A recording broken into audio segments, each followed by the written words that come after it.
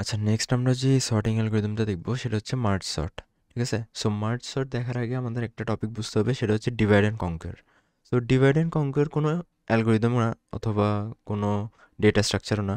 Divide and কনকার হচ্ছে একটা method, ঠিক আছে, অথবা একটা অ্যাপ্রোচ। যেরকম আমরা ধরা যাক কোনো একটা প্রবলেম সলভ করার আগে একটা আইডিয়া মাথায় ভাবি যে কীভাবে সলভ করব স্টেপ বাই স্টেপ। তো ডিভাইড অ্যান্ড কনকার ওরকম একটা অ্যাপ্রোচ। ওকে, সো কীরকম অ্যাপ্রোচ, ওটা কীভাবে বলতেছি। সো ওইটার মধ্যে কি হয়, ধরা যাক আমাদের কাছে একটা প্রবলেম আছে। ঠিক আছে, সাপোজ ওই প্রবলেমটা হচ্ছে, আমরা বললাম যে বিগ প্রবলেম। ঠিক আছে, ওটা আমাদের একটা বড় সমস্যা দেওয়া আছে, এটার নাম হচ্ছে, আমরা নাম দিলাম যে বিগ প্রবলেম। এখন এটা একবারে সলভ করতে আমরা পারতেছি না, অথবা একবারে সলভ করতে হলে আমাদের অনেক বেশি ভাবা লাগতেছে, অনেক বেশি চিন্তা করা লাগতেছে, অনেক টাইম লাগতেছে। তো আমরা এটাই কী করলাম, সুবিধার্থে প্রবলেমটাকে ভাগ করলাম। ধরলাম যে দুইটা ভাগে ভাগ করলাম, এখানে দুই ভাগ ততোধিকভাবে ভাগ করা যায়, বাট ফর এক্সাম্পল আমরা দুই ভাগে ভাগ করলাম। তা আমরা এটাকে মিডিয়াম সাইজ প্রবলেমে নিয়ে গেলাম। ঠিক আছে, আমি দিলাম যে মিড প্রবলেম। তো আমি একটা বড় প্রবলেমকে ভাগ করে দুইটা মিডিয়াম প্রবলেমে নিয়ে গেলাম। ঠিক আছে, আমি মিড পি লিখতেছি শুধু, কিন্তু এখনও আমাদের সলভ করতে প্যারা খাইতে হইতেছে। তো আমরা কি করলাম, এই মিডিয়াম টাইপের প্রবলেমটাকে আরও দুই ভাগে ভাগ করলাম, যেগুলোকে আমরা নাম দিলাম যে স্মল প্রবলেম। আমি এসপি লিখতেছি, ঠিক আছে, স্মল প্রবলেম। এবং এই পাশের মিডিয়াম প্রবলেমটাকেও স্মল প্রবলেমে ভাগ করলাম। এখন আমরা যখন এই স্মল প্রবলেমগুলো সলভ করতে পারবো, ঠিক আছে, ধরা যাক যে এখন মোটামুটি একটা লেভেলে আসছে যেখানে আমরা হচ্ছে এই প্রবলেমগুলো সলভ করতে পারতেছি, স্মল প্রবলেমগুলো। এই চারটা স্মল প্রবলেম যদি আমরা আলাদাভাবে সলভ করি, ঠিক আছে, তারপর এই দুইটা প্রবলেমের সলিউশন যদি আমরা মার্জ করি, ঠিক আছে, এই ছোট ছোট দুইটা প্রবলেমের সলিউশন কিন্তু ইভেনচুয়ালি এটা সলিউশনটা দিবে। তো এই দুইটা সলিউশনটাকে যদি মার্জ করি, তাহলে আমরা মিড পি এর প্রবলেমটার সলিউশন পাই যাব। সিমিলারভাবে এই সাইডেও এই দুইটা সলিউশন করলে আমরা এটা সলিউশন পাই যাব। একইভাবে এই দুইটা সলিউশন আমরা নিচ থেকে পাইলাম। তো এই দুইটার যে সলিউশন আছে ওইটাকে মার্চ করলে আমরা ইভেনচুয়ালি কি বিগ যে প্রবলেমটা আছে ওই প্রবলেমটা সলিউশন পাই যাব। সো এটা হচ্ছে বেসিক্যালি ডিভাইড অ্যান্ড কনকর, যেটা হচ্ছে আমরা একটা প্রবলেমকে ভাগ করতে করতে একটা হচ্ছে রিজনেবল পর্যায়ে নিয়ে যাই, যেখানে হচ্ছে আমরা নিজেরা ওটার উপর কাজ করতে পারি। ঠিক আছে, তারপর ওটার সলিউশনগুলো মার্চ করে করে আমরা হচ্ছে মেইন যে বড় প্রবলেম ওটা সলভ করতে পারি। এখন এটা আমি বললাম যে এটা একটা অ্যাপ্রোচ হইতে পারে। সো এটা কেমন অ্যাপ্রোচ হইতে পারে, তো এইটা ধরা যাক যে আমরা একটা ক্লাসিক প্রবলেম দেখি। ধরা যাক যে আমাদেরকে একটা লিস্ট অফ নাম্বার দিছে, অথবা একটা অ্যারে দিছে, ওইখান থেকে আমাদেরকে ম্যাক্সিমামটা বের করতে বলছে। ঠিক আছে, ফর এক্সাম্পল আমরা এখানে আনসর্টেড অর্ডার দিলাম, একটা 2 3 8 7। ঠিক আছে, ধরা যাক আমাদের কাছে এই চারটা ভ্যালু দিল আমাদেরকে। তো আমরা যখন প্রোগ্রামিং দিয়ে করছিলাম, আমরা কি করছিলাম, অথবা নর্মালি ম্যাক্সিমাম ভ্যালু বের করার জন্য কি করছিলাম, আমরা প্রথমটাকে ম্যাক্সিমাম ধরে নিই, তারপর সবগুলো এটার সাথে কম্পেয়ার করতে থাকি যে ওটার থেকে ছোট, মানে ওটার থেকে বড় কেউ আছে কিনা। যদি বড় কেউ থাকে তাহলে ওইটাই ম্যাক্সিমাম। কিন্তু এই জিনিসটা এখন আমরা ডিভাইড অ্যান্ড কনক্রিট দিয়ে করে দেখি তো কেমন হয়। তো আমরা কি করব, এই জিনিসটাকে কি বললাম, এটা আমরা বড় প্রবলেম ধরে নিলাম।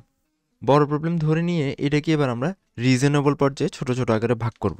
তো আমি কি করতে পারি, আমি করতে পারি এই দুইটাকে আর এই দুইটাকে আলাদা করে ভাগ করে নিতে পারি। ঠিক আছে, তো আমি কি করব, এইটাকে হচ্ছে আমি এই পাশে লিখলাম যে -2 কমন -4, এবং এইটাকে আমি 8,7 নিয়ে গেলাম। ঠিক আছে, তো আমি দুইটা নাম্বারে ভাগ করলাম। তা এখনও মানে আমাদের মনে হচ্ছে যে আমাদের প্রবলেম সলভ করতে একটু কষ্ট হবে, মানে এখনও লাগতেছে আমাদের কাছে। তো আমরা চাইলে এটাকে আরও দুই ভাগে ভাগ করতে পারি। তো এটাকে দুই ভাগে ভাগ করলে কী হবে, ইভেনচুয়ালি একটা সিঙ্গুলার ডিজিট চলে আসবে। ঠিক আছে, এখানে -2 চলে আসবে, এখানে 4 চলে আসবে, আবার এখানে 8 চলে আসবে, এখানে 7 চলে আসবে। তো এইবার আমরা হচ্ছে একটা একটা ডিজিট নিয়ে কাজ করতে পারতেছি। তো এইবার যখন আমরা মার্জ করবো, আমরা যে মার্জিং দেখছি, ঠিক আছে, যখন আবার আমরা মার্জ করার টাইম আমরা কম্প্যারিজন করতে পারি না যে এইটা বড় না এটা বড়।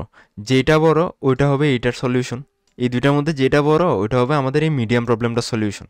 তাহলে -2 আর -4-এর মধ্যে 4-এর মধ্যে থেকে বড় কে 4, তাহলে আমাদের মিডিয়াম প্রবলেমটা মার্জ করার পর আমাদের মিডিয়াম প্রবলেমটা সলিউশন হবে কে 4, কারণ এই দুইটার মধ্যে ম্যাক্সিমাম হচ্ছে 4। তাহলে আমি এটার প্রবলেম সলিউশন পাইলাম কত, 4। তাহলে আমি এটা এখানে লিখে দিচ্ছি, এটার সলিউশন পেলাম 4। তো একইভাবে এখানে 8 আর 7-এর মধ্যে আমি ম্যাক্সিমাম কম্পেয়ার করলে ম্যাক্সিমাম পাচ্ছি কাকে, 8-কে। তাহলে আমি 8-কে রাখলাম, ঠিক আছে। তো আমি ইভেনচুয়ালি কি মিডিয়াম যে প্রবলেমগুলো আছে, ঠিক আছে, মিডিয়াম যে প্রবলেমগুলো আছে ওগুলোর সলিউশন পাই গেলাম। এইবার এই দুইটা যখন মার্চ করব, ঠিক আছে, এই দুইটা যখন মার্চ করব তখন আমরা আবার কম্পেয়ার করতে পারি না এই দুইটার থেকে সবচেয়ে বড়কে 8। 4 আর 8-এর থেকে 4 আর 8-এর মধ্যে বড় হচ্ছে 8। তো ইভেনচুয়ালি এই দুইটার সলিউশন, এই দুইটা মার্চ করার টাইমে কম্প্যারিজনটা করলে ওইটার সলিউশনটা অ্যাকচুয়ালি আমার এটার সলিউশন দিচ্ছে না। মানে আমি যদি দুইটার সলিউশন করে 8 লিখি, এই 8টা কি আমার এই লিস্টের মধ্যে সব থেকে বড় ম্যাক্সিমাম ভ্যালুটা না? তো এটা একটা অ্যাপ্রোচ হইতে পারে না আমরা যখন হচ্ছে ম্যাক্সিমাম ভ্যালু বের করি।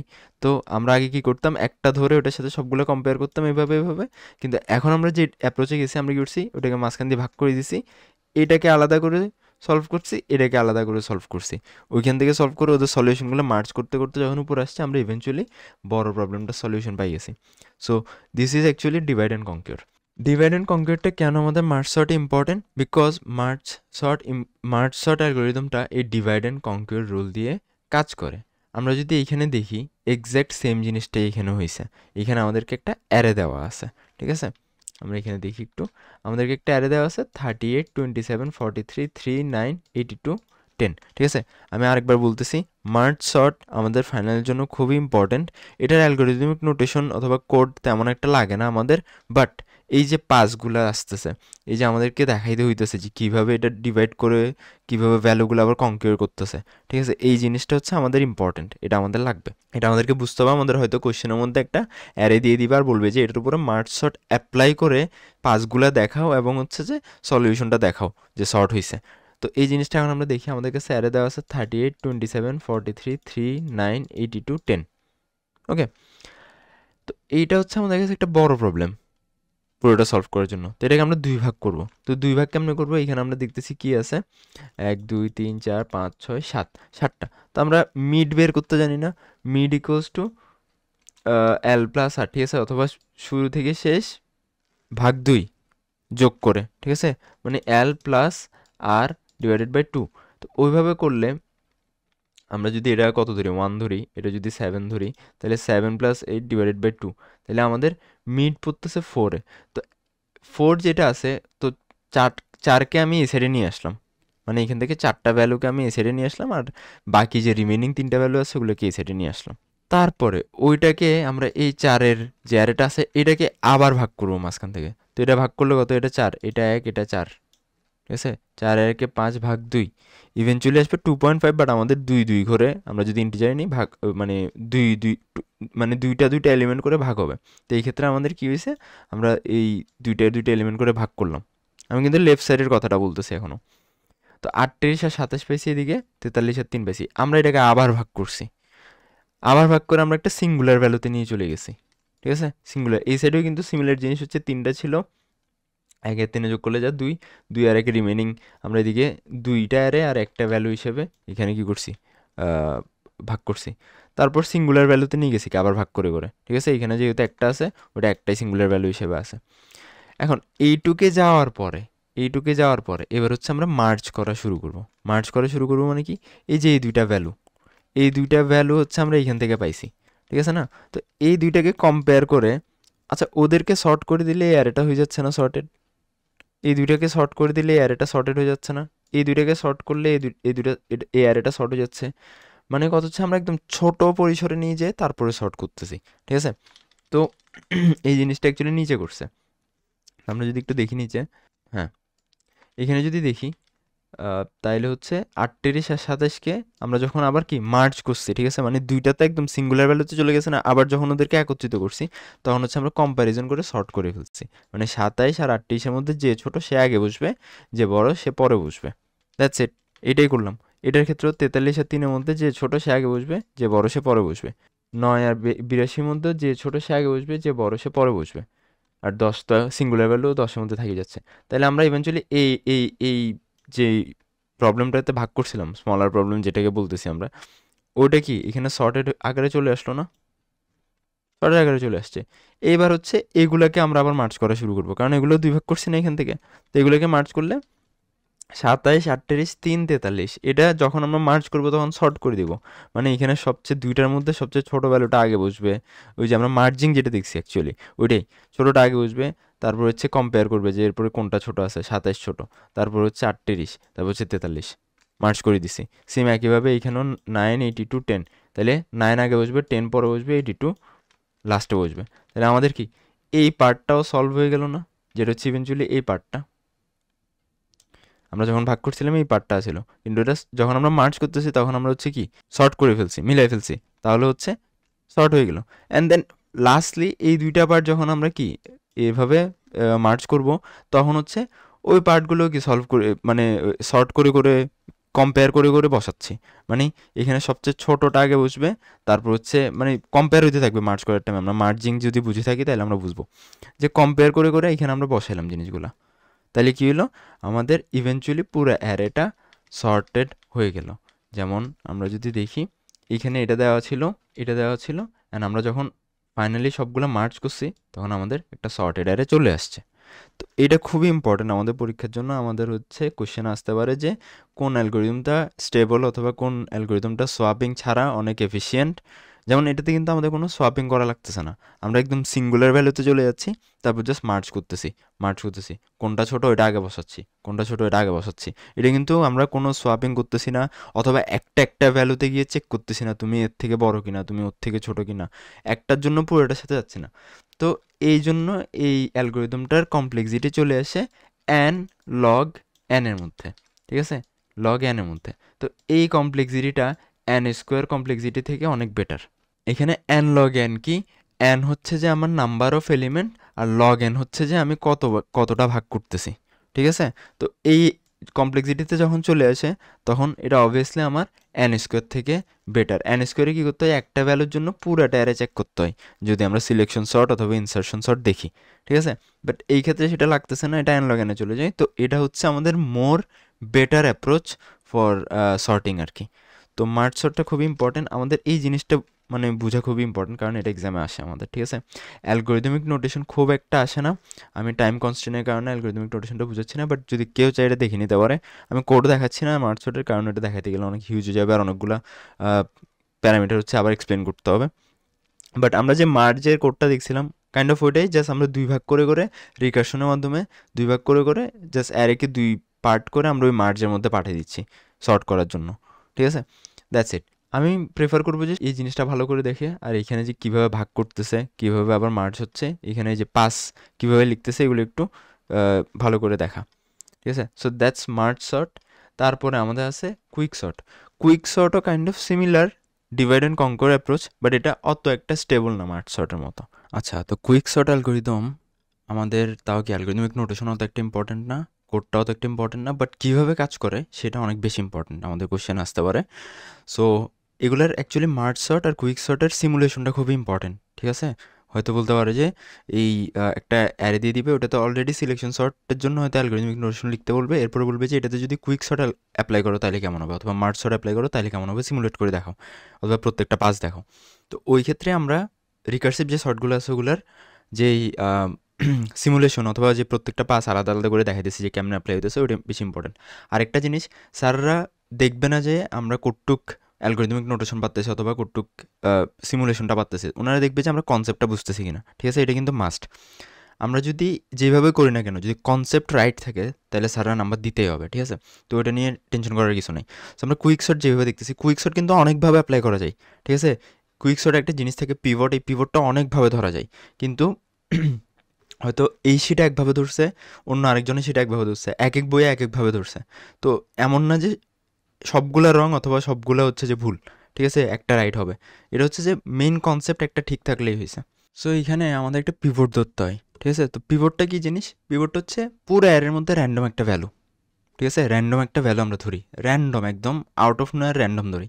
তো আমরা যে শিট থেকে করতেছি এখানে অ্যাকচুয়ালি র্যান্ডম ভ্যালুটা ধরছে প্রথম এলিমেন্টটা, ঠিক আছে।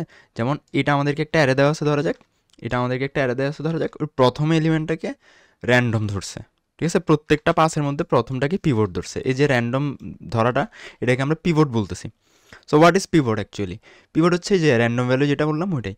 এই পিভটটা হইতেছে এমন একটা ভ্যালু যেটাকে আমরা ফার্স্টে সর্ট করে ওর কারেক্ট পজিশনে নিয়ে যাব। মানে আমাদের কাজ হচ্ছে এই পিভট ভ্যালুটাকে পুরো অ্যারের মধ্যে কম্প্যারিজন করে এমন জায়গায় নিয়ে যাওয়া যে ও সর্টেড। যেমন আমরা সিলেকশন সর্টে কি দেখছিলাম, প্রথমে একদম মিনিমামটা বের করে সামনে নিয়ে আসি, আমরা শিওর এটা সর্টেড। ঠিক কুইক সর্টে আমরা যেই কোনো একটা র্যান্ডম ভ্যালু ধরবো, ওকে একটা পজিশনে নিয়ে যাবো যেখানে আমরা জানি যে ও সর্টেড। এটাই ঠিক আছে। তাহলে এটা কীভাবে করবো? ফার্স্ট অফ অল আমরা এখানে র্যান্ডম ভ্যালু হিসেবে প্রথম ভ্যারিয়েবলটাকে ধরতেছি, প্রথম এলিমেন্টটাকে ধরতেছি। প্রথম এলিমেন্টটাকে ধরার পরে আমরা এই রাইট সাইড থেকে মানে অ্যারের শেষ থেকে একটা লুপ চালাবো, অথবা অ্যারের শেষ থেকে আমরা কম্পেয়ার করতে থাকবো। কি কম্পেয়ার করতে থাকবো? কম্পেয়ার করে আমরা দেখব যে এই 44 থেকে ছোট কেউ আছে কিনা এই সাইডে। ঠিক আছে, মানে পেছন থেকে চেক করতে থাকবো 44 থেকে ছোট কেউ আছে কিনা। তো আমরা চেক করতে করতে আমরা পাইলাম কি 22 হচ্ছে আমাদের 44 থেকে ছোট। মাত্রই যখন পাইলাম 66 কিন্তু ছোট না, 88 কিন্তু ছোট না। ঠিক আছে, 22 ছোট।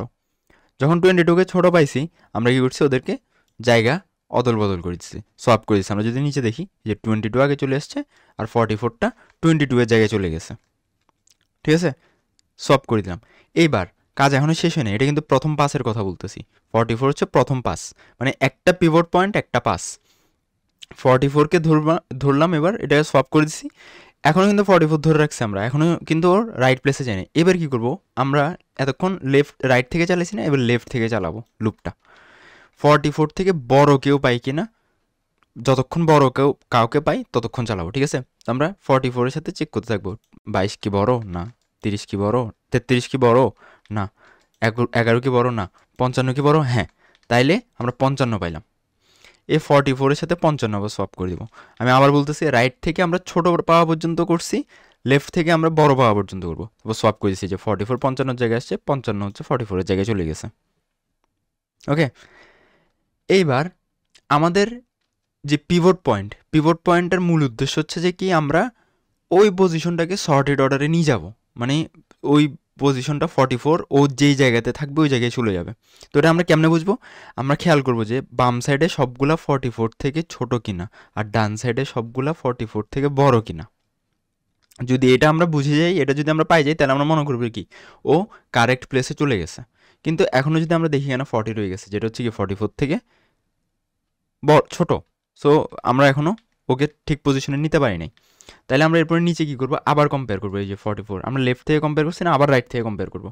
রাইট থেকে কম্পেয়ার করবো কি, ওর থেকে ছোট কেউ আছে কিনা। ঠিক আছে, রাইট থেকে ছোট কেউ, লেফট থেকে বড় কেউ। রাইট থেকে ছোট কেউ কম্পেয়ার করবো, পাইলাম কাকে, 40 কেউ ওর থেকে ছোট। ঠিক আছে, 40কে পাইলাম, তো ওদেরকে জায়গা অদল বদল করে দেবো। 40 আসি গেছে, 44 আসি গেছে।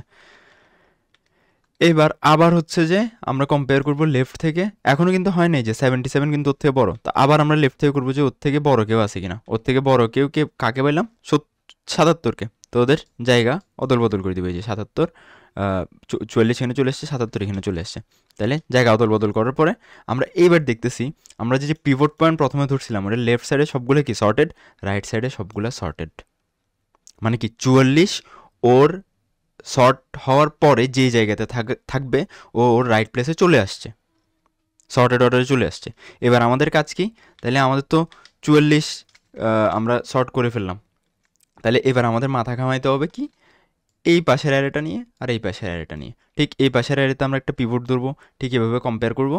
ঠিক এই সাইডের অ্যারেতে আমরা একটা পিভট ধরবো, এভাবে কম্পেয়ার করবো। ঠিক আছে, তো এই জিনিসটা যদি আমি একটু পুরাটা অ্যাকচুয়ালি করে দেখাই তাহলে বেটার হয় আর কি। আমি এখানে লিখে রাখছি। তো ফার্স্ট অফ অল আমি পিভট ধরতেছি লাল কালার দিয়ে, আমি পিভট ধরলাম প্রথমটাকে। তো আমার কাজ কি, প্রথমে রাইট সাইড থেকে কম্পেয়ার করে আসা, রাইট সাইড থেকে কম্পেয়ার করে আসা ওর থেকে ছোটো কাউকে পাই কিনা। ঠিক আছে, তুমি রাইট সাইড থেকে কম্পেয়ার করতেছি 66 88 22, 22 কি ওর থেকে ছোটো, রাইট, 22 ওর থেকে ছোটো। তা আমি কী করবো, ওদের জায়গা অদল বদল করে দেবো। তাহলে 22 চলে আসবে প্রথমে, আর 44টা চলে যাবে 22 এর জায়গায়। ঠিক আছে, ও স্টিল আমার পিভট, ও কিন্তু স্টিল আমার পিভট পয়েন্ট। ওকে, তারপরে আমরা এবার তো রাইট থেকে কম্পেয়ার করেছি, এবার লেফট থেকে কম্পেয়ার করবো যে ওর থেকে বড় কাউকে পাই কিনা। তাহলে আমরা এদিকে চেক করতেছি 22 বড় না, 33 বড় না, 11 বড় না, 55 বড়। 55 হচ্ছে ওর থেকে বড়, তার মানে ওর সাথে আমরা সোয়াপ করবো এখন। তাইলে এখন কেমন হবে, 55 এর জায়গায় চলে আসবে 44, 44 এর জায়গায় চলে যাবে 55, রাইট। অ্যান্ড 44 এখনও আমাদের পিভট পয়েন্ট, 44 এখনও আমাদের পিভট পয়েন্ট। এবার আমরা আবার চেক করবো, যতক্ষণ না আমরা ওই যে রাইট লেফটে আর পাচ্ছি না বড়, ঠিক আছে, বড় মানে রাইট সাইড থেকে যতক্ষণ না ছোট পাচ্ছি, লেফট সাইড থেকে যতক্ষণ না বড় পাচ্ছি, ততক্ষণ পর্যন্ত আমরা এই পাসটা চালাতে থাকবো। তাহলে আবার আমরা রাইট থেকে চেক করি, 66, 88, 55, 99, 60, 40, 40 হচ্ছে ছোটো। তাহলে আমরা ওকে পাইলাম কি, সোয়াপ করার মতো একটা জায়গা পাইলাম। তাহলে আমরা যদি অ্যারেটা আবার কপি করি, তাইলে এটা হবে যে কি 40 এখানে আসবে, 44টা 40 এখানে যাবে, that's it. And as usual 44 এখনও আমাদের পিভট পয়েন্ট, কারণ এদিকে এখনও বড় ভ্যালু রয়ে গেছে। তো আবার আমরা এদিক থেকে চেক করবো যে বড় কোথায় আছে, বড় হচ্ছে 77 এখানে পাইলাম। তাহলে 77 হচ্ছে আমাদের এখন সোয়াপ করার যে পয়েন্টটা, ঠিক আছে। তো তাইলে আমরা অ্যারেটা আবার কপি করব, অ্যারেটা আবার কপি করলাম, অ্যান্ড 44 আসবে এইখানের মধ্যে, অ্যান্ড 44-এর জায়গায় যাবে 77, ঠিক আছে। এবার আমরা যদি একটু নোটিস করি, আমাদের পিভট পয়েন্টের লেফট সাইডে সবগুলো কিন্তু ছোট, রাইট সাইডে সবগুলা বড়। মানে আমরা যে এতক্ষণ যে কম্পারিজন করছি, রাইট সাইড থেকে বড় পাই কিনা, লেফট সাইড থেকে ছোট পাই কিনা, সরি লেফট সাইড থেকে বড় পাই কিনা, রাইট সাইড থেকে ছোট পাই কিনা, এখন যদি এই কম্পারিজনটা করতে থাকি আমরা পাবো না আর। মানে রাইট সাইডে সবগুলো বড়ই রয়ে গেছে, ছোট পাবো না, লেফট সাইডে সবগুলো ছোটই রয়ে গেছে, বড় পাবো না। তার মানে এখন আমরা বলতে পারি কি, এখন আমরা বলতে পারি যে আমাদের 44 মানে আমাদের কিসে চলে আসছে, রাইট যে প্লেসেও থাকার কথা ওইখানে চলে আসছে। অ্যান্ড এইটা পুরোটা হচ্ছে আমার 1 নাম্বার পাস, ঠিক আছে। আমি এটা একটু স্কোয়ার দিয়ে রাখতেছি, এটা পুরোটা হচ্ছে আমার 1 নাম্বার পাস, ঠিক আছে। পরীক্ষার খাতে হচ্ছে আমরা এভাবে লেখা ট্রাই করবো, যাতে মানে হচ্ছে এটা এক একটা পাস, ঠিক আছে। এটা হচ্ছে আমি ধরলাম যে এখানে দিলাম যে পাস 1, মানে একটা ভ্যালু শর্ট করার জন্য, একটা পিভট পয়েন্ট ধরে শর্ট করার জন্য এটা আমার 1 নাম্বার পাস। এবার ঠিক একইভাবে আমি পুরাটা আবার নিলাম, আমরা জানি কি 44 শর্টেড, 44 শর্টেড অর্ডারে চলে গেছে, ওইটা নিয়ে আমাদের আর মাথা ঘামানোর কোনো দরকার নেই। তো আমরা এবার মাথা ঘামাবো এই সাইডের অ্যারেটা নিয়ে আর এই সাইডের অ্যারেটা নিয়ে। তো আমরা ফার্স্টে লেফট সাইডের অ্যারেটা ধরলাম, লেফট সাইডের অ্যারেটা ধরার পরে আমরা 44 আর হাত দিব না, 44 আমরা জানি যে কি এটা হচ্ছে রাইট অর্ডারে চলে গেছে, এটাতে হাত দেওয়ার দরকার নাই আর, ওকে, এটাতে হাত দেওয়ার দরকার নেই, এটা কারেক্ট প্লেসে চলে গেছে। আমরা লেফট সাইডে অ্যারেটা নিয়ে মাথা ঘামাই এবার। তো ফার্স্ট অফ অল লেফট সাইডে অ্যারেতে একটা পিভট পয়েন্ট লাগবে, পিভট পয়েন্ট কাকে ধরবো, প্রথমটাকে ধরবো। এবার রাইট সাইড থেকে, রাইট সাইড বলতে এখান থেকে আর কি, কারণ এটা তো শর্টেড, এটার এই অ্যারের রাইট সাইড কিন্তু এটা। তো এইখান থেকে আমরা কম্পেয়ার করব যে ওর থেকে ছোটো কাউকে পাই কিনা, পাইলাম কাকে, 11 কে ওর থেকে ছোটো, তো ওদের জায়গা অদল বদল করে দিব, ঠিক আছে, সিম্পল অ্যাজ দ্যাট। তাহলে 11 চলে এসছে সামনে, 22 চলে গেছে পিছনে, রাইট। তো এখন আমার পিভট পয়েন্টকে, পিভট পয়েন্ট এখনও রয়ে গেছে কে, আমি 22। অ্যান্ড এবার হচ্ছে আমি এদিক থেকে কম্পেয়ার করব যে ওর থেকে বড় কাউকে পাই কিনা, 22 থেকে বড় কাকে পাইছি 33-কে। তাহলে ওদের জায়গা আবার কি অদল বদল করে দিব। তাহলে ওদের জায়গা অদল বদল করলে কি হবে, এইখানে আসবে 22, এইখানে আসবে 22টা কাটি দিব আমরা, ওকে, দ্যাটস ইট, দ্যাটস ডান। তো এখন যদি আমরা দেখি আমাদের 22 কিন্তু শর্টেড অর্ডারে চলে আসছে, ঠিক আছে। 22 এর আগে সব ছোট, 22 এর পরে সব ওর বড়, ওকে। সো আমরা বলতে পারি যে 22 এখন এ এর মধ্যে কারেক্ট অর্ডারে চলে আসছে। অ্যান্ড আমরা দেখতেছি যে এইটা যে দুইটা অ্যারে প্রডিউস করতেছে 11 আর 33, এই দুইটাও কি শর্টেড আকারে আছে, ঠিক আছে। আমরা যেটা কারেক্ট প্লেসে আনলাম এর আগে একটা ভ্যালু আছে না, সিঙ্গুলার ভ্যালু, সিঙ্গুলার ভ্যালু থাকা মানে কি অলরেডি শর্টেড, কিন্তু এর পরে যে দুইটা ভ্যালুওয়ালা অ্যারে আছে এই যে এইটুক, এটাও কিন্তু শর্টেড অর্ডারে আছে। এটা আমরা চাইলে পাস দেখাইতে পারি, কোডিংয়ের টাইমে অ্যাকচুয়ালি এটা চেক করে, যখন আমরা প্রোগ্রাম রান করি তখন চেক করে যে শর্টেড আছে কিনা, বাট আমরা খালি চোখে দেখতেছি শর্টেড, তো আমরা এটা নিয়ে আর মাথা ঘামাবো না। তো আমরা বলতে পারি যে আমাদের এইটুকু পর্যন্ত অ্যারে পুরোটা শর্ট হয়ে গেছে, ঠিক আছে। তো এই পাশে আমরা শর্ট করছি কাকে, 22-কে, এই পাশে আমরা শর্ট করছি 22-কে। তো আমরা চাইলে এটাকে হচ্ছে এরকম একটা বক্সের মধ্যে রাখতে পারি, অ্যান্ড ওটাকে আমরা নাম দিতে পারি যে পাস 2, ঠিক আছে। আমি পাসটা সাইডে লিখতেছি, পাস 1, পাস 2। এবার আমাদের ডান সাইডের অ্যারেটা আছে না 90 থেকে 77, 60 যেটা আছে, ওটাকে শর্ট করতে হবে না। তো আমরা তো শর্ট করছি 44 পর্যন্ত, তো আমরা এবার মাথা ঘামাবো হচ্ছে 90 থেকে পরে যেটুকু আছে ওটুকু পর্যন্ত। তো তো শুরুতে আমরা কি করব, পিভট কাকে ধরবো, আমরা 44 পর্যন্ত সর্টেড, আমাদের ওই অ্যারেটা শুরু হয়েছে 90 থেকে, তাহলে আমরা প্রথম এলিমেন্টটাকে পিভট ধরবো, তাই না? প্রথম এলিমেন্টটাকে পিভট ধরবো। এবার পিভট ধরে এদিক থেকে ডান দিক থেকে কম্পেয়ার করে আসবো যে ওর থেকে ছোটো কাউকে পাই কিনা। তাহলে ওর থেকে ছোটো কাউকে কি পাচ্ছি, আমরা হচ্ছে 66 দেখি, 66 কি ওর ছোটো, প্রথমটাই ওর ছোটো, তাহলে আমরা ওদেরকে কি সোয়াপ করে দিব। তাহলে আমার এটা হবে যে প্রথম সোয়াপিং পয়েন্ট। তাহলে আমার অ্যারেটা দেখতে কেমন হবে, আমার অ্যারেটা দেখতে হবে যে এইখানে চলে আসবে 66, এইখানে চলে যাবে আমার 90, তারপর হচ্ছে আমরা আবার আমাদের পিভট পয়েন্ট কিন্তু কি 90 রয়ে গেছে, পিভট পয়েন্ট 90 রয়ে গেছে, and আমরা মাথা ঘামাচ্ছি 44 এর পরেরটা থেকে। তাহলে এবার এই সেট থেকে কম্পেয়ার করবো 90 থেকে বড় কেউ আছে কিনা, 90 থেকে বড় কে আছে, 66, 77, 60, 99, 99 কিন্তু 90 থেকে বড়। তাহলে আমার পিভট করার পয়েন্ট আমি পাই গেছি কোথায়, 99-এ, সোয়াপ করার পয়েন্ট পাইছি 99-এ। তারপরে আমরা কি করব, তাইলে এটাকে এখন চেঞ্জ করে কেমন আসবে, এখানে আসবে 90, এখানে আসবে 99, দ্যাটস ইট। তাইলে আমার পিভট পয়েন্ট এখনও কে, পিভট পয়েন্ট এখনও আমি দেখতেছি আমার রয়ে গেছে হচ্ছে 90, ঠিক আছে, 90 90 পাওয়ার পরে এবার আমি আবার রাইট সাইড থেকে চেক করবো ওর থেকে ছোটো কেউ আছে কিনা 90 থেকে। তো এদিক থেকে চেক করলাম আমি 88কে ছোটো পাচ্ছি, ঠিক আছে, 88কে ছোটো পাচ্ছি। তাহলে আমি সোয়াপ করার পয়েন্ট পাই গেলাম কাকে, 88কে, সরি এটা ব্লু কালার হবে, 88কে। তো তাইলে আমি যদি অ্যারেটা চেঞ্জ করি এখন, 90 এর জায়গায় আসবে 88, 88 এর জায়গায় যাবে 90, দ্যাটস ইট। পিভট পয়েন্ট এখন আমার কে 90। অ্যান্ড এবার হচ্ছে আমি এদিক থেকে চেক করবো, ঠিক আছে, 44 পর থেকে চেক করবো ওর থেকে বড় কেউ আছে কিনা, 90 থেকে বড় কেউ আছে কিনা, 90 থেকে বড় কেউ কি আছে আমার এদিকে, নাই। তার মানে আমি শিওর কি আমার 90টা কারেক্ট প্লেসে চলে গেছে, কারেক্ট অর্ডারে চলে গেছে, যে আমার সর্টেড আকারে যেখানে থাকার কথা। তাহলে আমার এটা কারেক্ট প্লেসে চলে গেছে, অ্যান্ড এটা হচ্ছে আমার কোন পাস হয়েছে, পাস নাম্বার 3-তে। তাহলে এটা আমি দিলাম যে পাস 3। অ্যান্ড দেন আমরা হচ্ছে এবার কোডটুক থেকে সর্ট করছি, আমার কোন সাইডের অ্যারে নিয়ে এখন মাথা ঘামাইতে হবে। আমরা দেখতেছি ডান সাইডে একটা এলিমেন্ট আছে, ডান সাইডে একটা এলিমেন্ট থাকা মানে কি ওটা অলরেডি সর্টেড, ঠিক আছে। বাম সাইডে আমরা 44 পর্যন্ত সর্ট করছিলাম এর আগে, তাহলে আমাদের আছে 66 থেকে 55, এইটুকু অংশ, এইটুকু অংশ নিয়ে আমাদের এখন মাথা ঘামাইতে হবে, ঠিক আছে। তো আমরা 66কে প্রথম কি পিভট পয়েন্ট ধরে নিব, 66কে পিভট পয়েন্ট ধরে নিব। তারপর আমাদের 55 এর মধ্যে এগুলো তো সর্টেড, ঠিক আছে, আমি একটু গ্রিন মার্ক করে দিই কুটুক কুটুক সর্টেড। এইখান থেকে এতটুকু আমার সর্টেড এইখানে, আর এইখান থেকে হচ্ছে 90 থেকে 99 পর্যন্ত আমাদের সর্টেড। এবার 66কে আমরা এই সাইড থেকে কম্পেয়ার করে আসবো যে ওর থেকে ছোটো কাউকে পাই কিনা। প্রথমেই পাই গেছি ছোটো একজনকে, 55কে।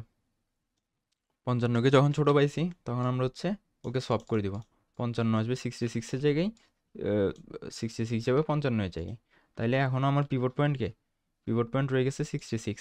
এবার আমরা রাইট সাইড থেকে কম্পেয়ার করবো যে 66 থেকে বড় কাউকে পাই কিনা, পাই গেছি 77কে, সোয়াপ করবো আবার 77কে। সোয়াপ করার পরে আমাদের অ্যারেটা দেখতে হবে কেমন, 66, 77 এখানে আসবে 66, 66-এর জায়গায় 66-এর জায়গায় যাবে 77।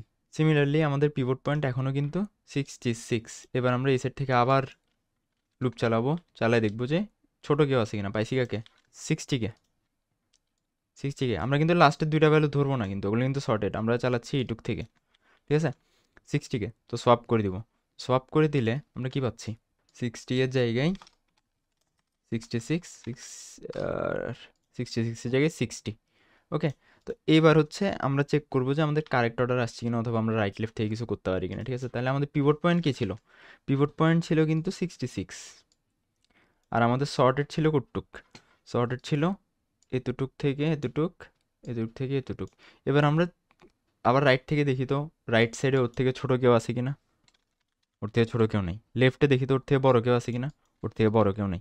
তার মানে ইভেনচুয়ালি আমরা কি বলতে পারি, 66 ওর কারেক্ট প্লেসে চলে আসছে, এবং ওর আগে যে দুইটা অ্যারে আছে ওগুলোও সর্টেড, ওর পরে যে একটা অ্যারে আছে ওটাও সর্টেড, ঠিক আছে। আর এগুলো তো অলরেডি আমরা সর্ট করে আসছি, তার মানে ইভেনচুয়ালি আমরা বলতে পারি যে এই পাশে আসি পুরো অ্যারেটা কি সর্ট হয়ে গেছে, এখানে আসি পুরো অ্যারেটা সর্ট হয়ে গেছে। তাহলে এটা আমাদের কত নম্বর পাস ছিল, এটা আমাদের 5 নম্বর 4 ছিল।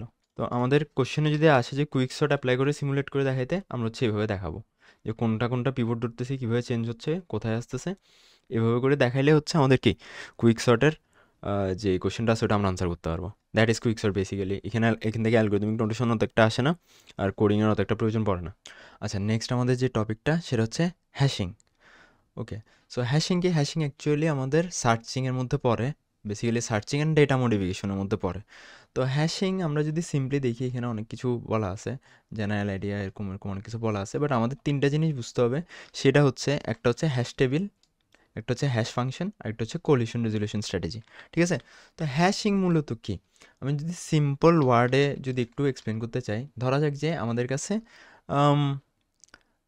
খুব আমাদের একটা সিস্টেম লাগবে, যেটাতে হচ্ছে খুব তাড়াতাড়ি হচ্ছে ডেটা সার্চ করা লাগবে আর হচ্ছে মডিফাই করা লাগবে। এখন আমাদের কাছে যে অ্যালগোরিদমগুলো আছে, ঠিক আছে, অথবা যে ডেটা স্ট্রাকচারগুলো আছে, ওগুলোতে কিন্তু কিছু একটা সমস্যা আছে। যেমন ধরা যাক যে একটা সর্টেড অ্যারের মধ্যে আমরা সার্চ করতে হলে কিন্তু লগ এনে আমরা বের করতে পারি, লগ এনে বের করতে পারি, কেন? আমরা বাইনারি সার্চ অ্যাপ্লাই করতে পারি। ঠিক আছে? তো আমাদের টাইম কিছুটা কম লাগলেও আমরা যদি একটা ডেটা ইনসার্ট করি তখন আমাদের, অথবা ডিলিট করি, তাহলে হচ্ছে আমাদের কি আগের অথবা পরের ডেটাগুলো ডিলিট করতে হয়। তো ও অফ এন টাইমস আমাদেরকে কি ওই পরের যে ডেটাগুলো আছে ওগুলো পিছনে সরাইতে হয়, অথবা ডিলিট করলে সামনে টানতে হয়। তো এটা আমাদের ও অফ এন টাইম খায়।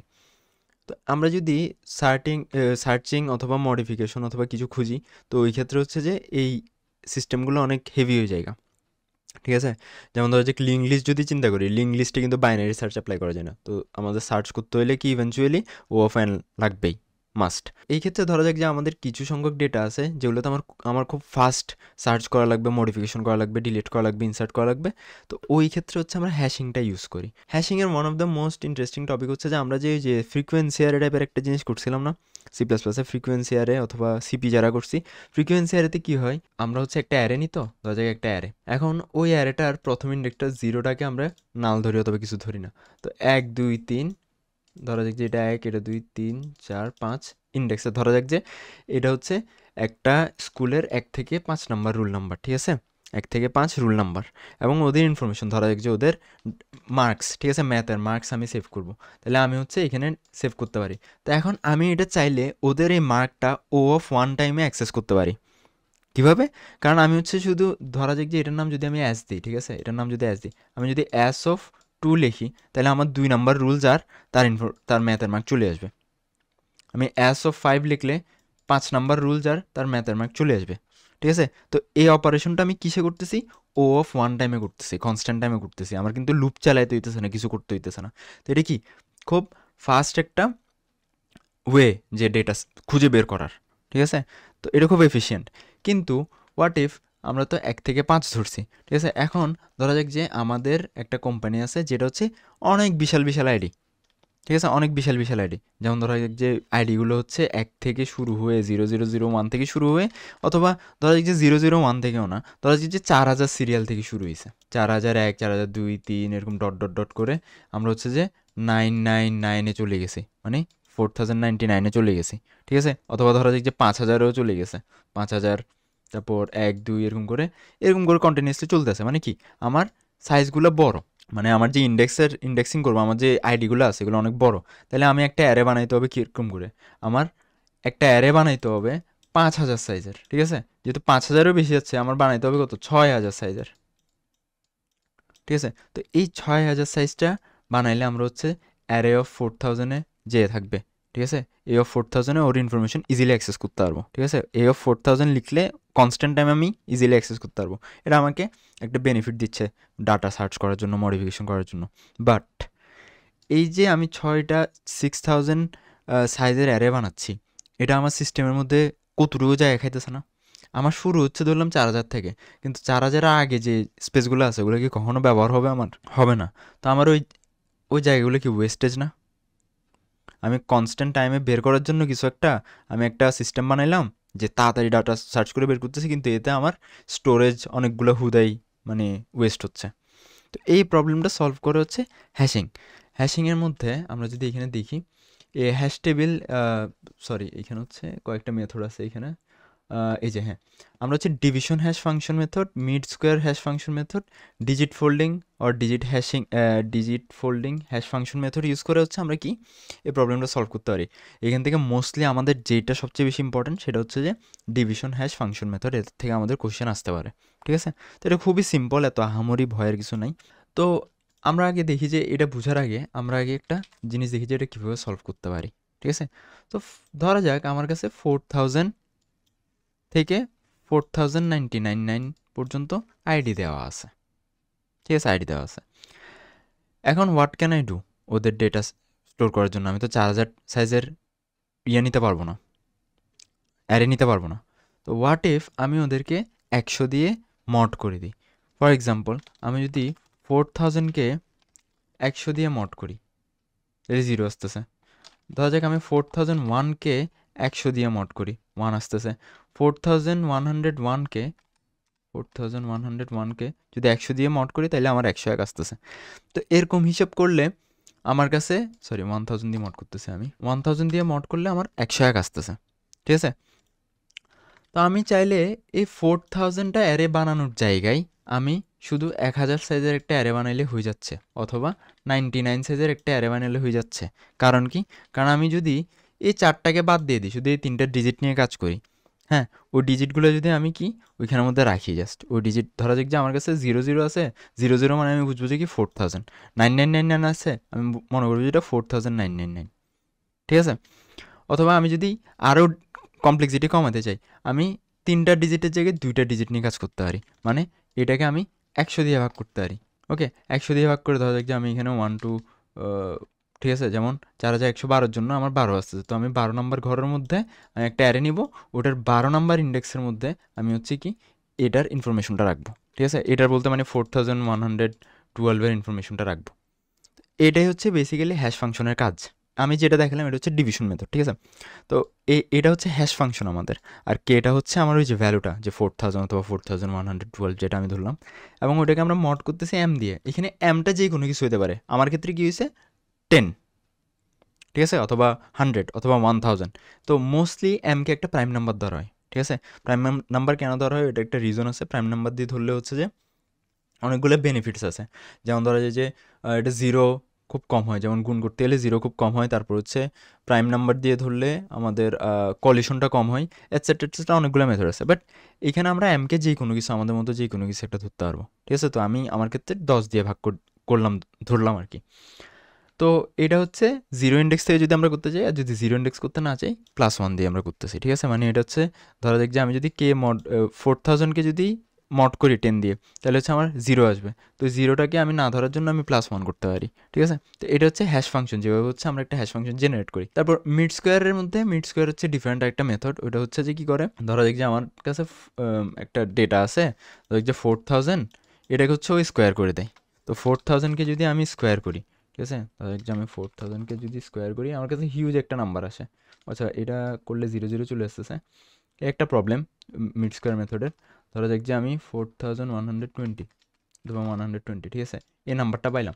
তো এই নাম্বারটাকে আমি কি করব, এদিক থেকে একটা এদিক থেকে একটা আমি ডিফারেন্ট কালার লিখি, এটা এটা এটা এটা এটা এটা কেটে দিই, যে মাঝখানে যে 2টা ডিজিট আছে না, এই 2টা ডিজিটকে আমার হচ্ছে ওই অ্যারের ইন্ডেক্স হিসেবে রাখবো। তো এটা হচ্ছে ডিফারেন্ট একটা অ্যাপ্রোচ। আমরা যেখানে 4000কে 4000 ধরা যাক যে আগে কী করছি, 4000 এটা কত নাম্বার ছিল, 4120, ঠিক আছে? আমরা যেখানে 100 দিয়ে মড করতাম অথবা 10 দিয়ে মড করে যেটা বের করতাম, লাস্ট 2টা ডিজিট ধরতাম, এখানে আমরা করছি কি স্কোয়ার করে ওই স্কোয়ারের মিডের 2টা নাম্বার ধরছি। এখানে হয়তো 20 ধরতাম, এখানে হয়তো আমরা 74 ধরতেছি।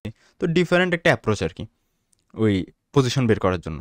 তারপরে ফোল্ডিং মেথডও অত আহামরি ডিফারেন্ট কিছু না। ধরা যাক যে আমাদের কাছে 4120 আছে, আমরা কী করবো, এদিকে 2 ভাগে ভাগ করবো। সো 41 + 20, এই 2টা যোগ করবো, এই 2টা যোগ করে কত আসতেছে 41 + 20 61, এই 61 হবে আমাদের এখন কি ইন্ডেক্সটা, ঠিক আছে?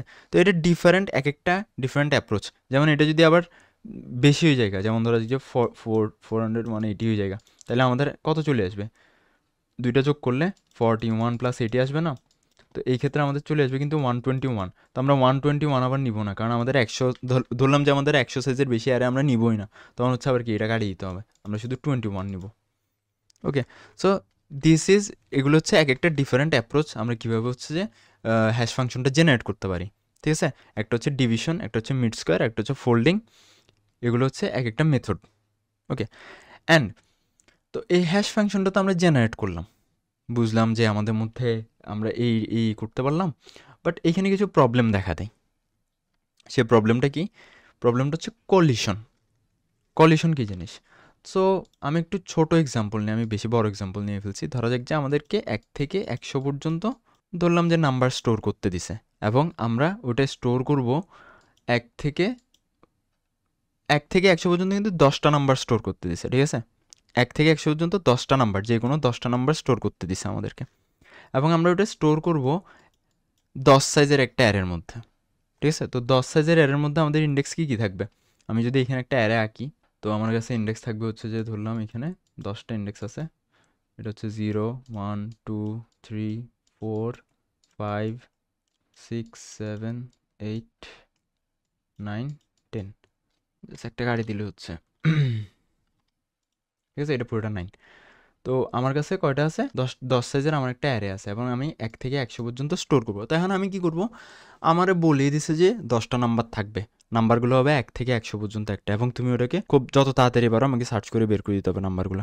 তখন আমার 1 থেকে 100, যদি এক্সাম্পলটা ছোট, আমার 100 সাইজের অ্যারের দরকার নাই, আমি 10 সাইজের একটা অ্যারে নিছি, এবং ওইখানে আমরা হ্যাশিং করে হচ্ছে জিনিসগুলো রাখবো। তো প্রথমে আমি কি করবো? ধরলাম যে আমার প্রথম নাম্বারটা হচ্ছে যে 7। তো 7 যখন আমাকে দিবে, আমি ওটাকে মড করবো কত দিয়ে? আমার অ্যারের সাইজ দিয়ে, ঠিক আছে? ধরলাম যে আমি 10 দিয়ে মড করতেছি। 10 দিয়ে মড করলে, 7কে 10 দিয়ে মড করলে কত আসে? 7 মড 10 যদি আমি করি, আমার আনসার আসবে যে 7ই। তো আমি 7কে এই 7 নাম্বার ঘরে রেখে দিব। এখানে আমি ইনফরমেশনটা রাখলাম 7। ওকে, ফাইন, এভরিথিং গুড। এবার আমাদেরকে ধরা যাক আরেকটা নাম্বার দিল, ধরা যাক যে 16 দিছে। তো আমরা এটাকে কত দিয়ে মড করব? 10 দিয়ে মড করব, আসে যাবে কত? 6। তো আমরা 6কে এটা 6 নাম্বার ঘরে রাখবো, ঠিক আছে? এটাকে 6 নাম্বার ঘরে রাখলাম। তো এইভাবে ইনফরমেশন, ধরা যাক যে আমাদেরকে 33 দিছে, 33টা আমি 3 নাম্বার করে রাখছি। তারপর 10 দিছে, 10 mod 10 ইকুয়ালস টু 0, তাহলে 10কে আমরা 0তম ঘরে রাখতে হয়েছে। 11 দিছে, আমরা হচ্ছে 11 নম্বর ঘরে রাখছি, ঠিক আছে? এখন আমি ধরলাম যে এইভাবে অনেকগুলো 44কে আমি এইখানে রাখছি, 44কে 4 নম্বর ঘরে মড করলে 4 আসবে, 4 এখানে রাখছি। তারপর 55 হচ্ছে এখানে থাকলো, ধরা যাক যে কত বলতে পারি, 32 হচ্ছে আমার এখানে আসবে, ওকে? অথবা এটাকে আমি 42ও বলতে পারি, কারণ সবগুলোর শেষে হচ্ছে কি 52ও বলতে পারি, কারণ সবগুলো 10 দিয়ে মড করলে লাস্টে 2 আসবে। তো এইভাবে আমি ইনফরমেশন স্টোর করলাম। বাট এখন প্রবলেম হচ্ছে, আমাকে সাডেনলি দিছে 17, অথবা সাডেনলি আমাকে দিছে 77, যে ভাই 77 স্টোর করো। এখন 77কে যখন আমি মড করলাম 10 দিয়ে, আমি পাইলাম কি 7, ঠিক আছে? 7 10 70, ভাগশেষ থাকে 7। এখন আমার ইনটুইশন কি? আমি সোজা যে 7 নাম্বার ঘরে রাখি দিব, কিন্তু দেখতেছি কি 7 নাম্বার ঘরে অলরেডি একটা 7 এক্সিস্ট করে। 7 নাম্বার ঘরে তো অলরেডি একটা ইনফরমেশন এক্সিস্ট করে। এইটাকে বলা হচ্ছে কলিশন। মানে ধরা যাক যে আমার থেকে 1 থেকে 100-র মধ্যে নাম্বার দিচ্ছে, তো 17, 27, 37, 47, 57, এরকম যেগুলো শেষে 7 আছে সবগুলোর জন্য আমার ইন্ডেক্স আসবে 7। আর আমি তো জানি 10টা ভ্যালু আছে, দ্যাটস ফর শিওর, বাট 7ওয়ালা নাম্বার তো 2টা থাকতে পারে। So this is called collision. এই কলিশনটা আমরা এড়ানোর জন্য আবার কিছু মেথড আছে। ওই মেথডগুলো কি কি? একটা হচ্ছে লিনিয়ার প্রোভিং, একটা হচ্ছে কোয়াড্রেটিক প্রোভিং, একটা হচ্ছে ডাবল প্রোভিং অথবা ডাবল হ্যাশিং। তো আমরা ফার্স্টে লিনিয়ার প্রোভিংটা দেখব, এটা হচ্ছে আমাদের মোস্টলি আসে, ঠিক আছে? লিনিয়ার প্রোভিংটা কি? লিনিয়ার প্রোভিং হচ্ছে, তুমি 7 নাম্বার ঘরে যায় দেখতেছো যে অলরেডি একটা ভ্যালু আছে, তাহলে তুমি কি করবা? 1 ঘর নিচে যাবা গা, ওইখানে গিয়ে রাখবা, ঠিক আছে? 1 ঘর নিচে গিয়ে রাখবা। তো আমি 7টা হচ্ছে নিচের ঘরে রাখলাম, সরি 77টা, কারণ আমার ইনফরমেশন তো 77, আমরা ওইটাকে 7 নাম্বার ইন্ডেক্স বের করছি, বাট ওইখানে আছে, আমরা 1 ঘর নিচে রাখছি। বাট হোয়াট ইফ এখন আমাকে আরও একটা নাম্বার দিছে 57, এটারও তো কি শেষে 7 আসবে 10 দিয়ে মড করলে। তো আমরা ফার্স্টে কী করবো? 7 নাম্বার ঘরে গেছি, অলরেডি এক্সিস্ট করে। 8 নাম্বার ঘরে গেছি, অলরেডি এক্সিস্ট করে, তাহলে আমরা এর পরে রাখি দিব, 57টা এর পরের ঘরে বসবে, ওকে? এবার ধরা যাক যে আমাদেরকে আরও একটা নাম্বার দিছে, ধরা যাক ওইটা হচ্ছে 97। 97-এর লাস্টে কত আসবে? 7 আসবে। তো এটা কই রাখবো আমি? আমি 7-এ গেছি ফুল, 8-এ গেছি ফুল, 9-এ গেছি ফুল, আমার তো জায়গা নাই। বাট ইন্টারেস্টিংলি এটা হচ্ছে একটা সার্কুলার অ্যারে হয়। তো আমি যদি 9-এ জায়গা, আবার আমি শুরু করব 0 থেকে, ঠিক আছে? তো 0-তে যায় দেখতেছি এখানে ফুল, একেও ফুল, দুইও ফুল, তিনও ফুল, চারেও ফুল, যেইখানে খালি পাবো আমি ওইখানে রাখি দিব 97। ঠিক আছে, সেটা ডিপেন্ড করতেছে আমি কোন অর্ডারে নাম্বারগুলো ইনপুট দিচ্ছি এবং কোন অর্ডারে আমি বসাচ্ছি। ঠিক আছে, তো আমি রেড মার্ক দিয়ে যেগুলো লিখতেছি, বেসিক্যালি রেড মার্ক দিয়ে যেগুলো লিখতেছি এগুলো হচ্ছে কি কলিশন করছে। কলিশন করছে মানে কি, ওরা হচ্ছে মানে সেম 7 আসছে, তো আমরা হচ্ছে জায়গা খুঁজে খুঁজে বসাই দিয়েছে। তো এটা হচ্ছে একটা সলিউশন যেটা দিয়ে হচ্ছে আমরা কি ওই কলিশনটাকে হ্যান্ডেল করতে পারি লিনিয়ার প্রোবিং দিয়ে। এখন একটা জিনিস চিন্তা করা যায়, ধরা যাক যে আমার সবগুলা নাম্বার দিছে 60, লাস্টে 6ওয়ালা, লাস্টে আমি হচ্ছে এটা একটু মুছে দিই, আমি হচ্ছে আরেকটা অ্যারে আঁকি। ঠিক আছে, এখন আমাকে সবগুলো ভ্যালু দিচ্ছে লাস্টে 4ওয়ালা আর 5ওয়ালা। ঠিক আছে, ধরলাম যে আমার দিল 44 একবার, 54 একবার, 64 একবার, তারপর আবার দিল যে ধরো যে 33 একবার, 33 দিল। আচ্ছা 33 না দিই হচ্ছে যে ধরো আমাদেরকে দিল হচ্ছে, ধরলাম যে 77 দিল, 78 দিল। ঠিক আছে, তো এখন কি হবে, আমাদের 44টা প্রথমে যেহেতু আসছে, ঠিক আছে, ও বসে যাবে কোথায়, 44টা বসে যাবে 4 এখানে 10 দিয়ে মড করলে। তারপর হচ্ছে আমাদের 54-এর জন্য কলিশন হবে, তো 54টা নিচের ঘরে যাবে গা, 64টা কলিশন হয়ে নিচের ঘরে যাবে গা। ঠিক একইভাবে 77-এর জন্য 77 এই ঘরে বসবে, কিন্তু 78 না, সরি এটা 87 হবে, এটা 87 হবে, আমি ভুল লিখছি এখানে, 87 ধরলাম। তো 87 দিলে আমাদের 7-এর সাথে কলিশন হয়ে ওটা কোথায় বসবে, 8 নাম্বার ঘরে বসবে। এখন যেটা আমি দেখতেছি সেটা হচ্ছে, ধরা যাক আমার কাছে এই 5টা ভ্যালু অথবা এই এই কয়েকটা ভ্যালুই আছে, কিন্তু একটা জিনিস দেখতেছি না আমরা, যে সবগুলো এক জায়গায় কি হিজিবিজি হয়ে আছে, সবগুলো ভ্যালু এক জায়গার মধ্যে হিজিবিজি হয়ে আছে। তো এটাকে কি বলা হয়, এটাকে বলা হচ্ছে যে এই জায়গার মধ্যে ক্লাস্টার, এক জায়গার মধ্যে সবগুলো ভ্যালু ক্লাস্টার হয়ে আছে, আমার এদিকেও জায়গাগুলো খালি এদিকেও জায়গাগুলো খালি, সবগুলো ভ্যালু আমার এই জায়গার মধ্যে হিজিবিজি হয়ে আছে, পুরো একটা অবস্থা। এইটাকে ইমপ্রুভ করার জন্য এখন ক্লাস্টার যত বেশি হবে, ক্লাস্টার বেশি হওয়ার সমস্যাটা কোথায়, ক্লাস্টার বেশি হওয়ার সমস্যাটা হচ্ছে এখন যদি আমি আরও একটা 4 ভ্যালু ইনসার্ট করি, আমাকে এখানে খুঁজতে হবে, এখানে খুঁজতে হবে, এখানে খুঁজতে হবে, এখানে খুঁজতে হবে, তারপর যে একটা খালি পাবো, সবগুলোই ইয়ে করতে হবে। কিন্তু ক্লাস্টার কম হইলে কলিশনের জন্য আমাদের জায়গা খুঁজতে ইজি হয়। ঠিক আছে, কলিশনটাও কম হয়। কেমন, ধরা যাক যে আমি হচ্ছে এখন কোয়াড্রেটিক মেথড ইউজ করব। কোয়াড্রেটিক মেথডে কি হয়, আমরা যখন এই যে আমি যদি একটু কোয়াড্রেটিক প্রোভিংয়ে যাই, এখানে যদি যাই, এখানে যে কিটা আছে ওটার সাথে আমি আই স্কোয়ার গুণ করব। ঠিক আছে, আই স্কোয়ার গুণ করার পরে আমি হচ্ছে এম দিয়ে মড করব। তাহলে কি হচ্ছে, আমরা যদি এখানে দেখি যে 37, ঠিক আছে, 37-এর সাথে আমি একটা আই স্কোয়ার, একটা র্যান্ডম একটা নাম্বার, ওইটা হচ্ছে 1 2 3 এরকম করে যায় আর কি। ঠিক আছে, এই যে এখানে যদি আমরা দেখি যে 1 2 3 এরকম করে যাচ্ছে, তাহলে 1 স্কোয়ার, 2 স্কোয়ার, 3 স্কোয়ার, 4 স্কোয়ার এরকম করে যাচ্ছে। তাহলে এটা হচ্ছে কি, আমরা ধরতে পারি যে এইচ যখন থাকবে তখন 0 স্কোয়ার, 1 যখন থাকবে 1 স্কোয়ার, 2 যখন থাকবে 4, 3 যখন থাকবে 9, ঠিক আছে, 4 যখন থাকবে 16, এরকম করে আই স্কোয়ার যেতে থাকে। তো আমি আমার কি এর সাথে একটা এরকম নাম্বার গুণ করে এরপর আমার হচ্ছে যে টেবিল সাইজ দিয়ে মড করব। তো আমি এইখানেই দেখাই, এখানের মধ্যে আমি যে সাথে যে নাম্বারগুলো আছে ওগুলোর জন্য দেখাচ্ছি, বাকিগুলো সিমিলার ওয়েতে বসবে। তো আমরা ফার্স্টে 37 ধরি। ঠিক আছে, 37-এর সাথে আমি আই হচ্ছে প্রথমে কি আমরা 0 থেকে শুরু করতেছি না, 0 গুণ করব, তাহলে 0 স্কোয়ার, আয়ের মান হচ্ছে 0 প্রথমে। ঠিক আছে, তো আমি এটা গুণ করার পরে আমি জাস্ট একটু গ্যাপ দিয়ে লিখি এখানে 37 প্লাস 0 স্কোয়ার মড আমার হচ্ছে টেবিল সাইজ 10। তো 37-এর সাথে 0 স্কোয়ার গুণ করলে 0 স্কোয়ার মানে তো 0, তো 37 মড 10, যেটার মান হচ্ছে আমার 7। তো আমি 7 নাম্বার ঘরে কি বসাই দিছি 37-কে, এই যে 37, অল গুড। এবার আমার 17-এর জন্য আমি কি করব, সেম একইভাবে প্রথমে 0 স্কোয়ার দিয়ে কিন্তু করব, 0 স্কোয়ার দিয়ে করে আমি হচ্ছে যে মড করব 10 দিয়ে। অ্যান্ড এবার আমি দেখবো যে এটা কি 17 আসছে লাস্টে, 0 স্কোয়ার মানে কি 0ই, 17 থাকতেছে, 17কে 10 দিয়ে মড করলে 7 আসতেছে। এখন 7-এ আমি কি অলরেডি একটা ভ্যালু পাই গেছি। এবার হচ্ছে আমি কোয়াড্রেটিক প্রোভিং করব। কোয়াড্রেটিক প্রোভিং কি, আমি হচ্ছে এই জায়গায় জাস্ট এই 0 স্কোয়ারের জায়গায় এটাকে 1 স্কোয়ার বানিয়ে দিব, তারপর হচ্ছে আমি 10 দিয়ে মড করব। তাহলে 1 স্কোয়ার কত, 1, 17 আর 1-এ 18, মড 10 কত হচ্ছে 8, তাহলে আমি 8 নাম্বার ঘরে 17কে বসাই দিছি, অল গুড, কোনো প্যারা নাই। এবার হচ্ছে আমরা 87-কে ধরবো। ঠিক আছে, আমি জাস্ট লাস্টে 7-আলাগুলোকে ধরতেছি কারণ ওগুলোর মধ্যে কলিশন হচ্ছে, অন্যগুলো ভ্যালু কিন্তু এইভাবে বুঝতেছে। ঠিক আছে, সো আমরা একটু নিজেরা যদি প্র্যাকটিস করি ওগুলো তাহলে বেটার হয়। তো 87 কী হবে, আমি ফার্স্টে 0 দিয়ে গুণ করব, 0 স্কোয়ার দিয়ে 10 দিয়ে মড করব, 10 দিয়ে মড করলে আমাদের কি চলে আসবে, 7 চলে আসবে, কারণ 87 ইন্টু 0 স্কোয়ার মানে আমি এখানে ইন্টু লিখছি ভুলে, সরি, এটা হবে যে আমার প্লাস 0 স্কোয়ার মড 10, তো এটা আমাদের 7 চলে আসে।